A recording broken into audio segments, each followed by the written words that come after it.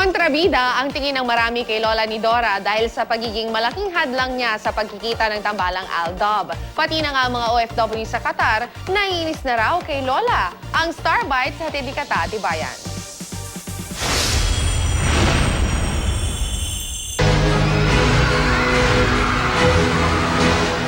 Marami ang na-disappoint sa naudlot na namang pagkikita kahapon ng pinakamainit na afternoon love team na sina Alden Richards at Yaya Dub.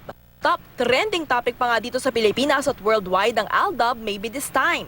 Pati ang guest judge ng segment na bulaga pa more na sina Rian Ramos at Snooki Serna affected.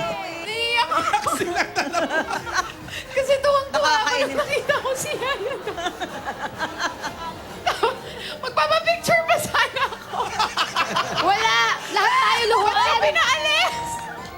Maging si Yaya Dub na si Maine Mendoza sa tunay na buhay, naging beast mode din sa failed meet-up.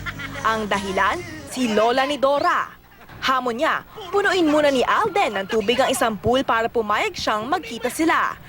Ganyan ang mga maliligaw ko nung araw. Nag-iigib, nagsisibak ng kahoy, pinagsisilbihan at pinaghihirapan ang minamahal. Tila kontrabida na nga ang tingin ng marami kay Lola ni Dora sa pag-iibigan ng Aldab. Kabilang na ang ilang OFW sa Doha, Qatar na naiinis na daw sa pagiging malaking hadlang niya. Kayo, oo, ikaw. At ikaw. Makinig kayong lahat. Lahat ng bagay pinagtsatsagaan. Lahat ng bagay pinaghihirapan. Lahat ng bagay pinagsusumikapan. Walang kakahantungan ang mga bagay na minamadali.